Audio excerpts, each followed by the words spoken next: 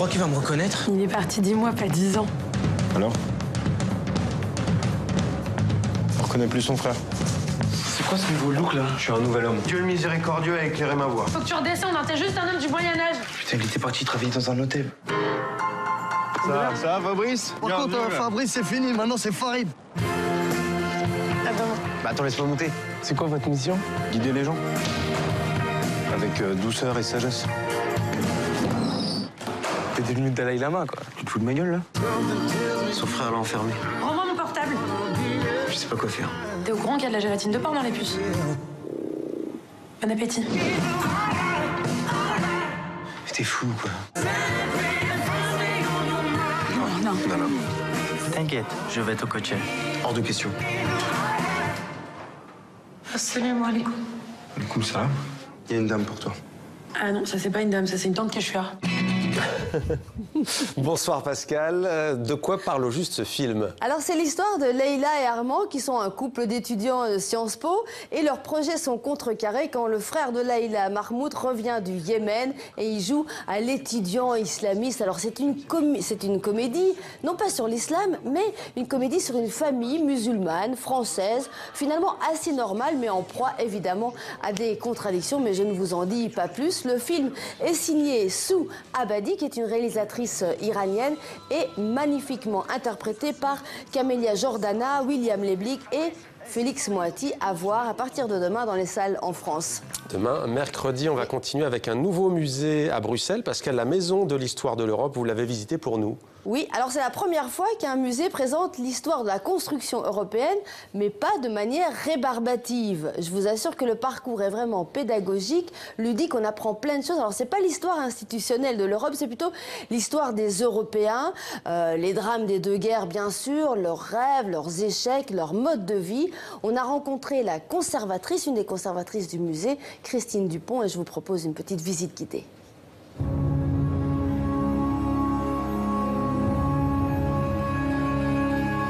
L'histoire du XXe siècle, c'est évidemment d'abord les deux guerres mondiales et la montée des totalitarismes entre les deux guerres. Et ces points noirs de l'histoire n'ont pas été oubliés. Pour nous, ils occupent même une place très importante dans notre exposition, parce que la manière dont l'Europe va surmonter ces crises fait partie évidemment du projet européen aujourd'hui. Comment on est passé dans une autre dimension, dans une dimension pacifique, même si elle n'est pas du tout acquise. Il y a encore des conflits en Europe aujourd'hui.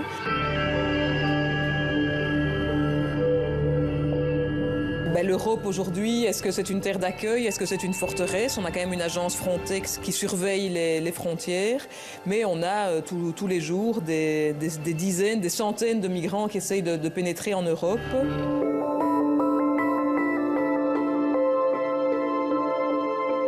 Alors dans cette vitrine, il y a 180 objets qui viennent de partout en Europe, qui symbolisent cette nouvelle société de consommation, les nouveaux matériaux, les nouveaux modes de conservation des aliments aussi. Donc on est vraiment dans le progrès. Les gens vont bouger de plus en plus. Découvrir l'Europe, les frontières continue à exister, donc évidemment dans les pays communistes on ne peut pas se déplacer comme on veut, il ne faut pas l'oublier, mais malgré tout il y a une espèce de carte mentale de l'Europe qui s'élargit, les gens voyagent de plus en plus, les gens se rencontrent. Mais boum, quand notre cœur fait boum, tout avec lui dit boum, et c'est l'amour qui s'éveille. Ça donne envie, non? Ça donne envie de danser. On poursuit avec une vente aux enchères un peu particulière, oui, Pascal. Eh bien justement, c'est les souvenirs d'un couple mythique du cinéma français, Simone Signoret et Yves Montand. Tous ces objets ont été mis en vente hier à la vente publique Drouot. Alors par exemple, il y a le piano, vous le voyez, de Yves Montand, là, où il écrivait ses chansons. Le piano est parti pour 13 000 €. La correspondance du couple, des lettres d'amour, mais aussi des lettres d'amis. Et alors regardez, la machine à écrire de Simone Signoret, acquise par une amie de la comédienne, Jacqueline Dora, pour 700 €. Alors il y avait quelques bijoux, mais Simone Signoret n'en portait pas beaucoup, donc voilà. Mais il y a quand même une paire de boucles d'oreilles qui est partie pour plus de 120 000 €. Ça, c'est un des clous clou de la vente. Parmi les curiosités, vous le voyez, ce flipper.